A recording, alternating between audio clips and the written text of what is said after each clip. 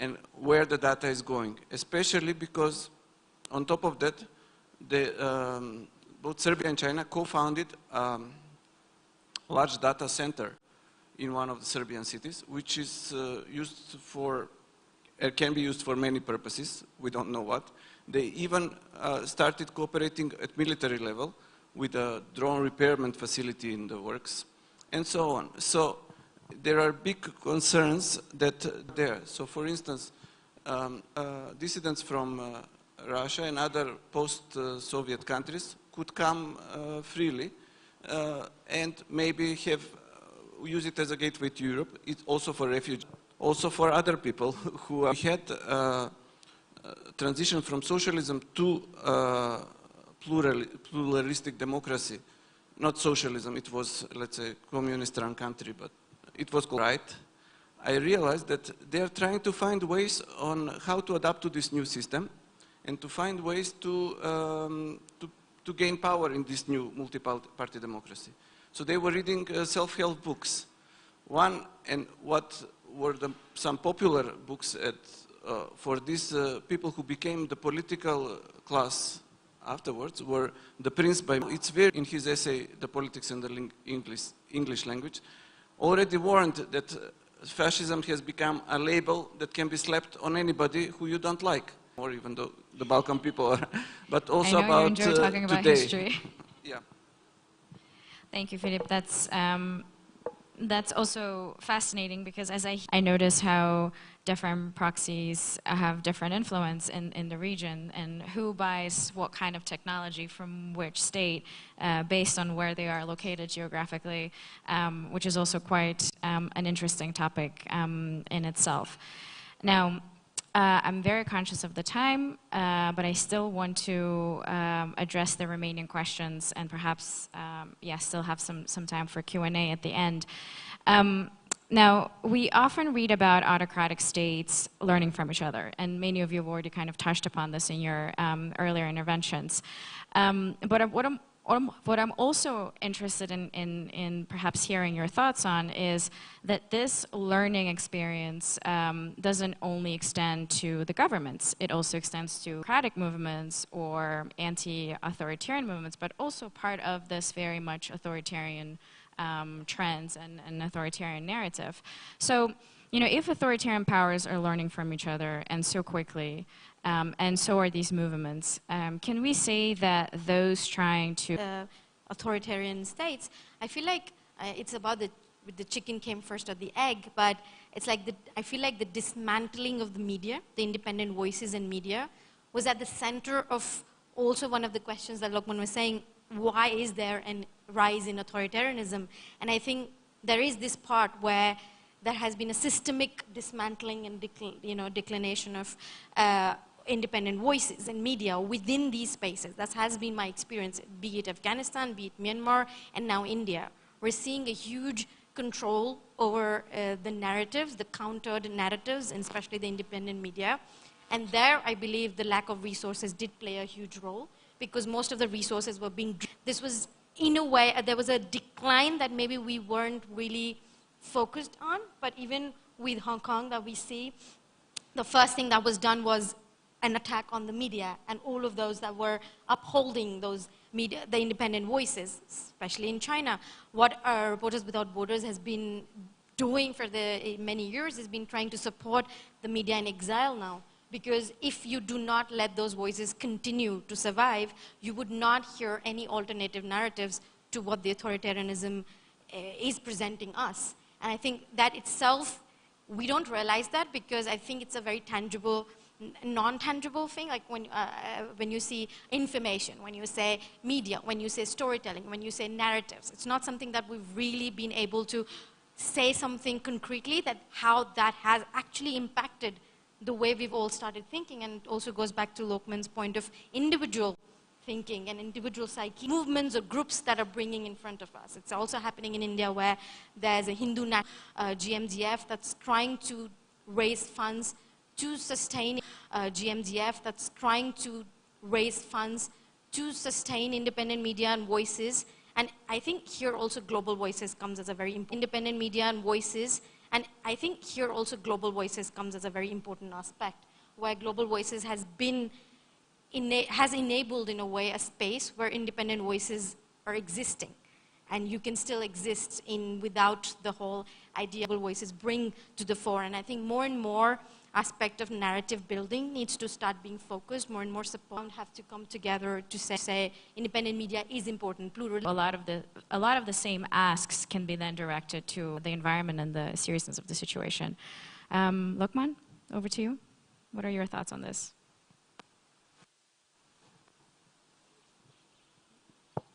Yeah. You know, the question, are we lagging behind? And when you're on a panel like this, you always feel like, no, we're not lagging behind, you know, kind of. But I think the reality is that right now, you know, like in the last couple of years for people in Hong Kong, but also sort of globally, you know, we are lagging behind at this point. And I mean, in my personal life, I like to run, right? And then so, but it's winter in Holland right now, and so. I don't run to set personal records at this point. I just run to maintain a sort of like a basic level of fitness to go. And one thing you know, like I left Hong Kong in 2021. I've been in Amsterdam for 3 years now, and it's been heartbreaking to see the different people that left Hong Kong and are now abroad, trying to figure things out, oftentimes with disagreements, fights, infighting, and so on. Difficult to do for an activist. I was talking to Arzu earlier, you know, and there's always something important coming up, you know, like or urgent and so on. And then so, you know, you sort of neglect yourself oftentimes to the point where we have so little energy left. We forget the need to figure out how to process that. And it reminds me of a book that I was you know, recommending Arzu earlier that helped me a lot. And it's What It Takes to Heal from Prentice Hemphill. And she's someone who participated in the Black Lives Matter movement. And her key argument is the reason why these movements fracture all the time is because we don't take care of our own shit.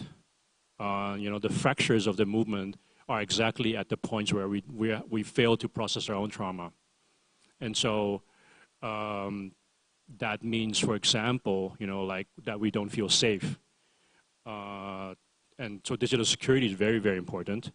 But digital security oftentimes, and Citizen Lab, I think, is the first to do a lot about that, but also to see it only from a technical point of view, right? And it's an emotional thing also. You know, you need to feel safe. And so one question is, in all of us, you know, like thing that we do. And so that's the same for protection, right? You know, like we need to learn how to protect ourselves, but in the end, what are we protecting ourselves for? And you know, like we are gonna win if we connect with each other, if we, you know, if we unite, if we, you know, we win in numbers, right? You know, like they want to isolate us. That's why they that's why they scare us. And then so we need to figure out how to protect ourselves. We need to figure out how to overcome our sense of fear, which are real oftentimes. You know, like I don't want to dismiss that. But that's something that is a lot of homework for ourselves, each of us to do. And I think that's where we start winning again. And that's where we start gaining, you know, like, and making up for lagging behind. There we go. Thank you. No, these were all really excellent points. I mean, I've been living in exile for the last 10 years. And there is a point when you reach of this exhaustion becomes just part of your life, and you kind of turn on an autopilot mode, and you just keep going while there are a lot of things happening in your life, personally, professionally, in your country that you're working on, or countries that you're working on.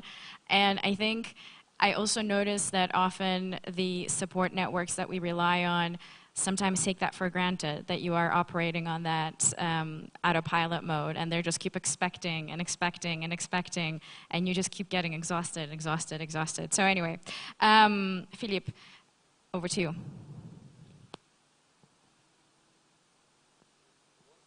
us from being prepared.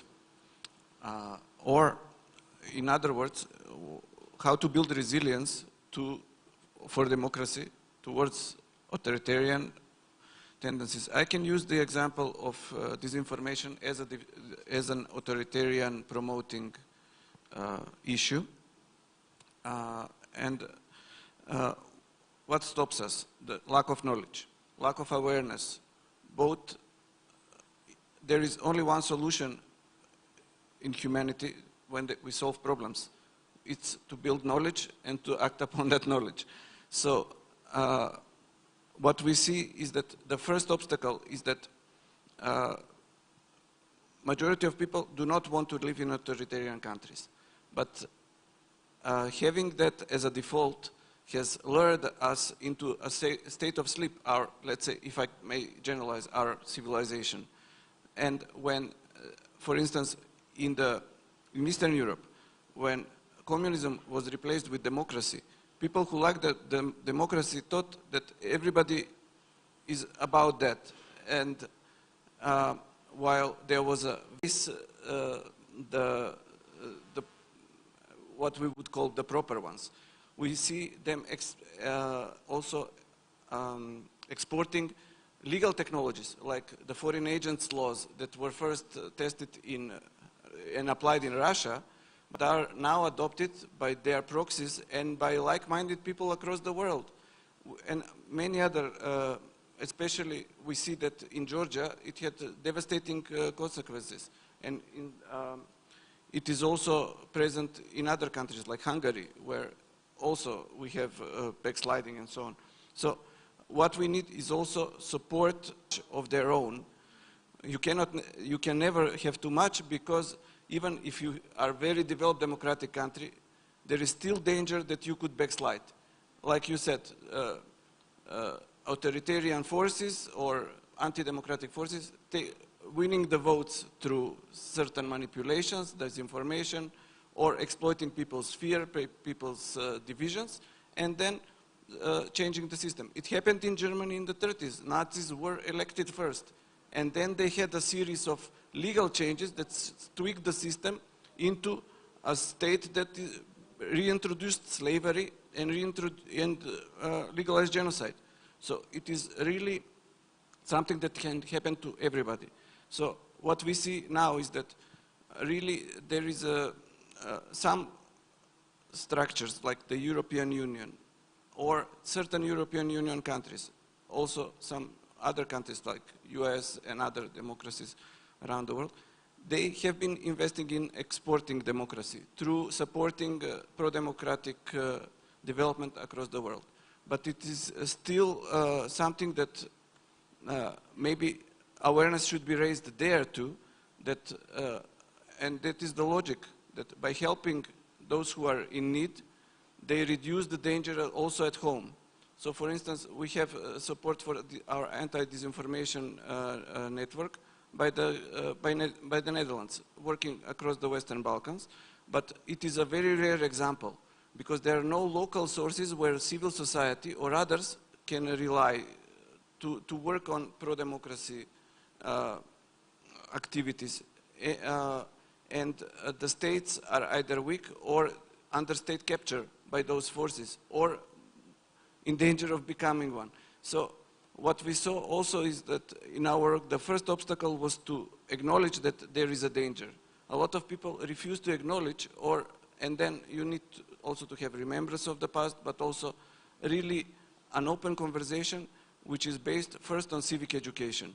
Because people who don't grasp the basic concepts and should have been systemically educated about it through the schools and so on, they are in danger. And that's where we sit now as both, I think, as a network, as Global Voices, which spans the whole world, but also as local civil society organizations. First, we have to realize we cannot isolate from the rest of the world.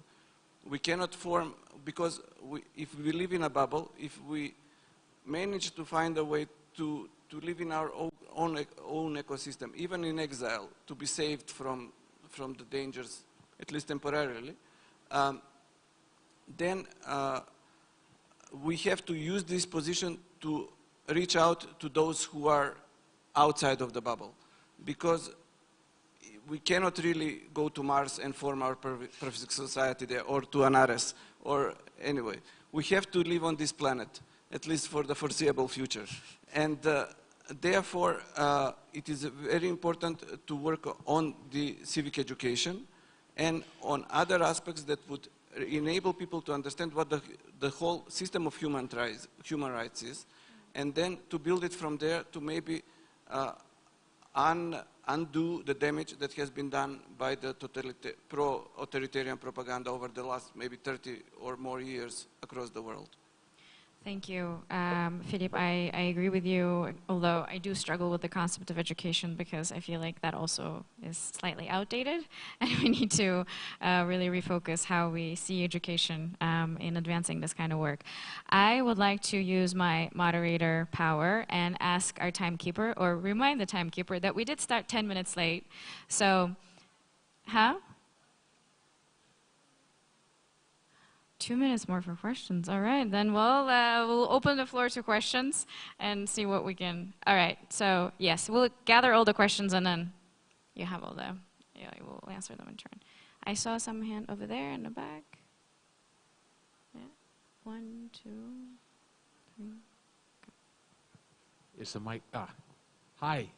I think there was a, Dirk, before you there was a. Sure. Yeah, thank you.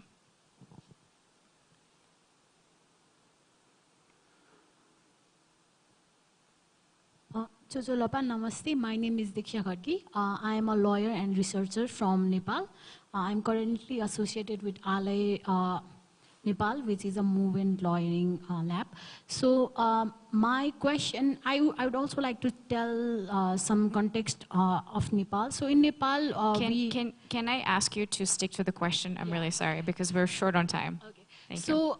So when we are talking about authoritarianism in Nepal, because it's in digital media, we also need to think about the consequences of imperialism, and because it has been 400 plus days of seeing live videos of genocide.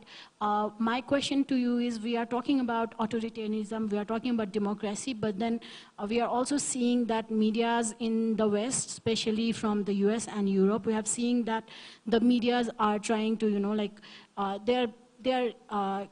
they're not reporting it in a way that is factual. So what do we have to say about authoritarianism in that aspect? Thank you. Thank you. Dirk? Just as Lachman has pointed out, we are in a winter that seems to just be getting colder.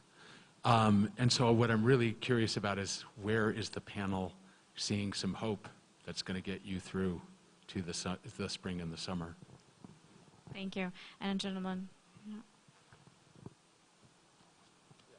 I'm Zubair Torwali from Pakistan. I would not comment on the Pakistani situation, and I hope that Shatash. Excuse me, can we get the question? Yeah, I think she will do some comment on Pakistani situation. So my question is the same as Dirk had, that is there any way forward where what we have to do?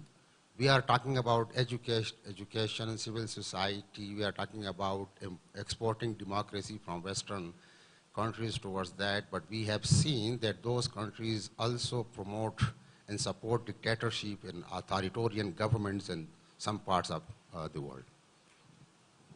Thank you. And there was a question here. Yeah? One more question. Hi. Hi, I'm Estefania from Venezuela.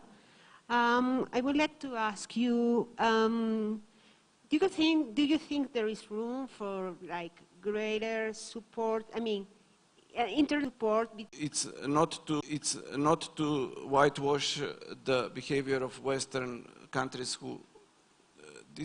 I didn't try to do that. I just pointed out that these type of countries are the only source of such help for civil society across the world, because we cannot often rely on local sources because they can be scared or too poor or so on. but how to improve the connections between each other, this is crucial, and I think Global Voices is leading the way here. And we have some structures between both in sharing the knowledge and through the newsroom, in addressing these issues through advocs. But of course, we really need to infuse this way in a way that would help others too. So I don't have a solution at the moment, but it's really, really important to work on this, because what we see is that the trends are moving from country to country. And we can learn from each other a lot, but also the aspect of psychological aid is crucial, because what we saw with Global Voices, even at the time when we had state capture in North Macedonia, is that when something appears in the world as news from the country, it also shows you that you are not alone. And you can relate and then start cooperating. Also at local level. It really is important to have this flow of anti-disinformation content going. Any other suggestions? And I would like to remind my panelists that we stand between people and the lunch. So if we keep it short. Yeah, go ahead. I think going back to what I was saying and what you also mentioned out, is especially around exiled media and exiled journalists, I think one hope that we see that we've been trying to work on is also trying to support as many as we can, independent freelance exiled journalists especially, so that they can keep continuing and have enough resources to be able to continue their journalistic work, or even be part of the media. This is something that we just recently did even in Myanmar. So a lot of Myanmar journalists are in exile right now, but they're also continuously going inside Myanmar to report on conflict. And many times the issues are very practical, like they don't have equipment, the safety, understanding, or trainings, or digital or physical security understanding. So providing capacity building and training around that to especially the journalists and media professionals who are going in conflict and in regions which can threaten them to report. So that could be one way of gathering more and more resources, and international organizations like RSF and others can basically come together to advocate for resources to come towards that. The other thing is, so someone was saying about factual information, and I think what Reporters Without Borders does is that we do this ranking of countries, right, the Press Freedom Index every year, and on the basis of that we created a tool called the Journalism Trust Initiative. Now what that is doing is that it is doing a media audit of medias around the world. And we've just started with, like, I think in the West, we've been able to have 1,000 media that registered. And what it does is it basically audits a media processes. How do you create information? How are you gathering information? And then it's kind of giving you a certification in the end, which is an independent ISO certification. So it's not RSF doing it, it's an independent entity that's giving you a certification as a media. And that in itself is also, and then there's the communication and awareness around towards the community and the audience about how do you then test the reliability of the news according to this certification. You can use this certification as a sign. We're also then working with funders and donors who fund these media, because that's a huge source of aspect of what kind of news you get, because where's the money coming from? That's the question. So what we're doing is we're collaborating with funders to basically fund JTI certified medias. So they're creating a whole holistic concept of having more reliable news and media across the world. So this is a still ongoing program. Yeah. Well, yeah, something is taking place for sure. Luqman, any final words from your end? I'll To the keep questions? it very short. Yeah. On Sunday, I'm going to go back to Holland, and then I need to run. And I'm faced with cold and wind and rain and so on. And so I never want to run in the winter. But I usually feel good after the run. And then so the point I'm trying to make is in the Hong Kong movement, you know, like, and I'm pretty sure we copied it from somewhere else, we say that we don't have hope and therefore we act. You know, we act and that's why we have hope. And then so, you know, like being here right now, you know, like practicing that muscle, you know, making sure I stay in shape, you know, like that's what gives me hope in the end. And so, yeah, let's just end it here. Thank you. That's hopeful. Philip, you wanted to make a last comment, but very, very brief. One of the aspects of this authoritarianism is that is their fight against the truth. It's not the universal truth of religion or cosmic truth, but the truth that can be verified through journalism or through science. We see that an aspect of this is anti-science movement, but I think one of the first things that we need to do on personal level is to make a commitment that we would seek the truth. It is also then related to establishing networks of communication based on journalism, based on fact-checking, and other ways which in itself, none of them is the final overwhelming solution. But we really need all segments of society to come together and work and connect. Thank you. So what I'm hearing, it's a joint effort. It's an ongoing process. There is still